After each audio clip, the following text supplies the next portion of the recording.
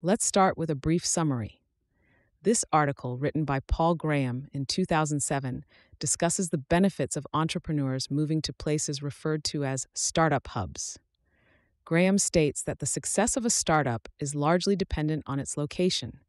He particularly argues that Silicon Valley is the most suitable place for entrepreneurs from all over the world. He also points out that the quality and speed of investors are significant factors determining the value of a startup hub.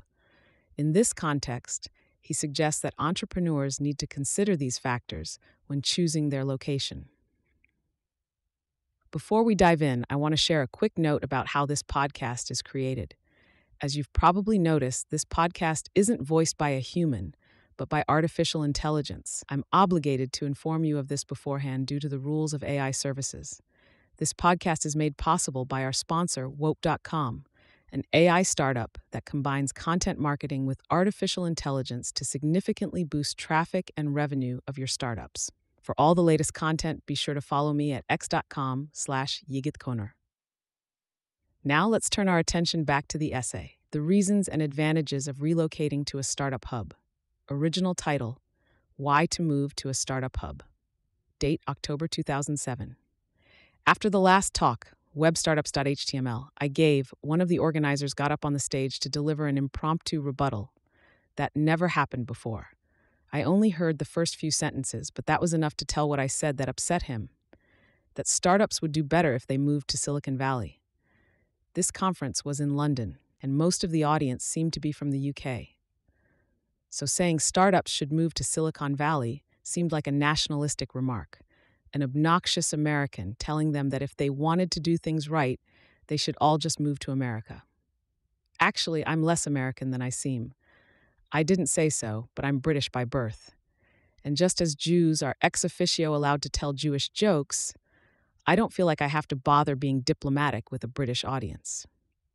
The idea that startups would do better to move to Silicon Valley is not even a nationalistic one. It's the same thing I say to startups in the US.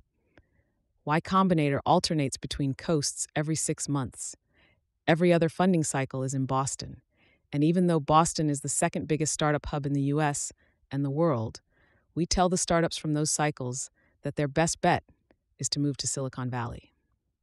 If that's true of Boston, it's even more true of every other city. This is about cities, not countries. And I think I can prove I'm right. You can easily reduce the opposing argument what most people would agree was absurdum. Few would be willing to claim that it doesn't matter at all where a startup is, that a startup operating out of a small agricultural town wouldn't benefit from moving to a startup hub. Most people could see how it might be helpful to be in a place where there was infrastructure for startups, accumulated knowledge about how to make them work, and other people trying to do it. And yet, whatever argument you use to prove that startups don't need to move from London to Silicon Valley could equally well be used to prove startups don't need to move from smaller towns to London.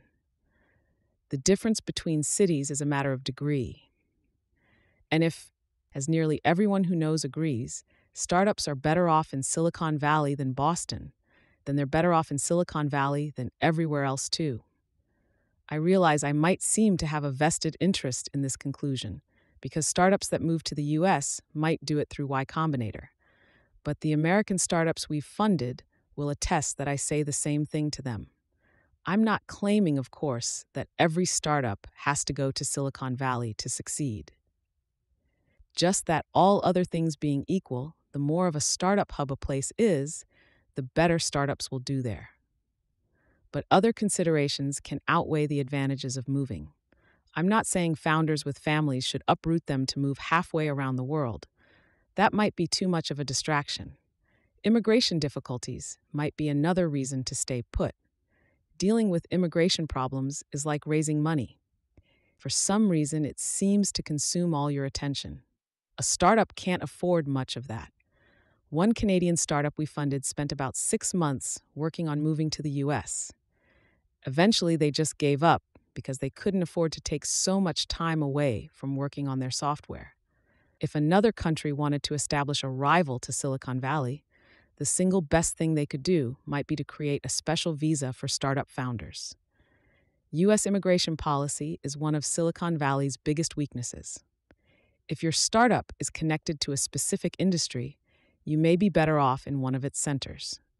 A startup doing something related to entertainment might want to be in New York or LA. And finally, if a good investor has committed to fund you, if you stay where you are, you should probably stay. Finding investors is hard. You generally shouldn't pass up a definite funding offer to move. In fact, the quality of the investors may be the main advantage of startup hubs. Silicon Valley investors are noticeably more aggressive than Boston ones. Over and over, I've seen startups we've funded snatched by West Coast investors out from under the noses of Boston investors who saw them first but acted too slowly. At this year's Boston Demo Day, I told the audience that this happened every year, so if they saw a startup they liked, they should make them an offer. And yet within a month, it had happened again. An aggressive West Coast VC, who had met the founder of a YC-funded startup a week before, beat out a Boston VC who had known him for years. By the time the Boston VC grasped what was happening, the deal was already gone. Boston investors will admit they're more conservative. Some want to believe this comes from the city's prudent Yankee character, but Occam's razor suggests the truth is less flattering. Boston investors are probably more conservative than Silicon Valley investors, for the same reason Chicago investors are more conservative than Boston ones. They don't understand startups as well. West Coast investors aren't bolder because they're irresponsible cowboys or because the good weather makes them optimistic. They're bolder because they know what they're doing. They're the skiers who ski on the diamond slopes. Boldness is the essence of venture investing. The way you get big returns is not by trying to avoid losses, but by trying to ensure you get some of the big hits. And the big hits often look risky at first, like Facebook. Facebook was started in Boston. Boston VCs had the first shot at them, but they said no. So Facebook moved to Silicon Valley and raised money there. The partner who turned them down now says that may turn out to have been a mistake. Empirically, boldness wins. If the aggressive ways of West Coast investors are going to come back to bite them, it has been a long time coming. Silicon Valley has been pulling ahead of Boston since the 1970s. If there was going to be a comeuppance for the West Coast investors, the bursting of the bubble would have been it. But since then, the West Coast has just pulled further ahead. West Coast investors are confident enough of their judgment to act boldly. East Coast investors, not so much. But anyone who thinks East Coast investors act that way out of prudence should see the frantic reactions of an East Coast VC in the process of losing a deal to a West Coast one. In addition to the concentration that comes from specialization, startup hubs are also markets. And markets are usually centralized. Even now, when traders could be anywhere, they cluster in a few cities. It's hard to say exactly what it is about face-to-face contact that makes deals happen, but whatever it is, it hasn't yet been duplicated by technology. Walk down University Ave at the right time, and you might overhear 5 different people talking on the phone about deals. In fact, this is part of the reason Y Combinator is in Boston half the time. It's hard to stand that year-round. But though it can sometimes be annoying to be surrounded by people who only think about one thing, it's the place to be if that one thing is what you're trying to do. I was talking recently to someone who works on search at Google. He knew a lot of people at Yahoo, so he was in a good position to compare the two companies. I asked him why Google was better at search. He said it wasn't anything specific Google did, but simply that they understood search so much better. And that's why startups thrive in startup hubs like Silicon Valley. Startups are a very specialized business, as specialized as diamond cutting. And in startup hubs, they understand it.